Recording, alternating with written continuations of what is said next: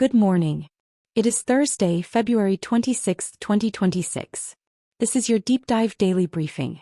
I am your anchor, delivering a comprehensive analysis of the pivotal events that have defined the last 24 hours. We begin our broadcast on the world stage, where the strategic landscape of international trade is undergoing a significant transformation. In Abu Dhabi, the World Trade Organization is entering the final, critical stage of its ministerial conference.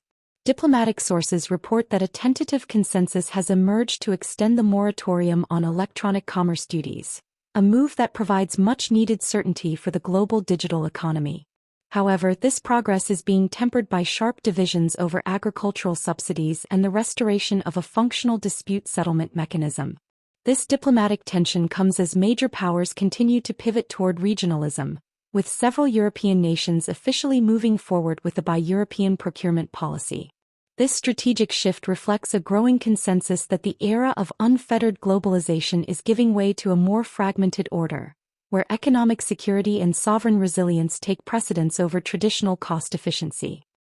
Transitioning from the world of diplomacy to the broader global economy, the narrative is being driven by a surge in industrial optimism despite persistent structural challenges.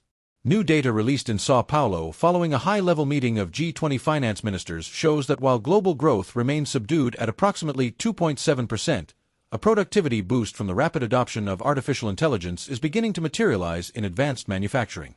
Ministers highlighted that while geo-economic fragmentation remains a primary downside risk, the easing of supply chain bottlenecks and moderating commodity prices have provided a window for a soft landing.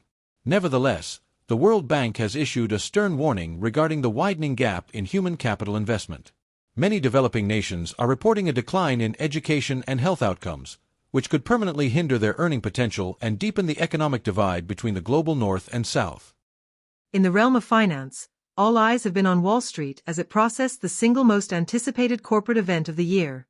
Following the close of markets in New York, Nvidia released its fourth quarter financial results, reporting a staggering 67% year-over-year increase in revenue. This monumental performance was driven primarily by insatiable demand for data center chips, reinforcing the narrative that the artificial intelligence boom is entering a new, more mature stage of implementation.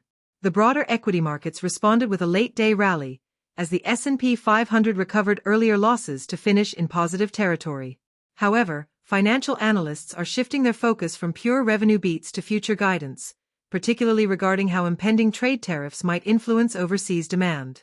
This caution is reflected in the currency markets, where the yen and the won remain under pressure due to the widening interest rate differential between Asian central banks and the Federal Reserve. Turning our attention to the technology sector, the focus has shifted toward the next generation of consumer electronics and medical innovation. In San Francisco, Samsung Electronics officially unveiled its latest flagship smartphone series, marking a significant milestone in the evolution of mobile artificial intelligence. The new devices introduce a more intuitive and proactive AI ecosystem that handles complex tasks in the background, a move aimed at making the technology feel effortless for the end user. Simultaneously, in the medical field, a major breakthrough was announced regarding the early diagnosis of lung cancer. A leading AI software suite has received final regulatory clearance in the United States, unlocking a new era of proactive screening that could significantly improve patient outcomes. This intersection of consumer convenience and high-stakes medical technology underscores the reality that artificial intelligence is moving from a supporting role to a central force driving progress across all sectors of society. Finally, we look at the logistics and supply chain networks that serve as the vital arteries of global commerce. The industry is currently managing the combined impact of the post-Lunar New Year lull and the continued volatility in major maritime corridors. Logistics providers report that the dual crisis in the Red Sea and the Panama Canal has effectively redrawn the map of global trade, with shippers increasingly abandoning just-in-time models in favor of buffer stock planning and route diversification. In the North Sea, trials of autonomous cargo vessels have reached a new milestone, successfully completing heavy weather crossings without a human crew. While this technological gain promises a future of lower operational costs, it has also accelerated the debate over international maritime law and liability. As the industry prepares for a massive resumption of trade next week, the primary focus remains on navigating a world where flexibility and transparency have become the most valuable commodities in a fragile global supply chain. That concludes our global briefing for today. Thank you for joining us.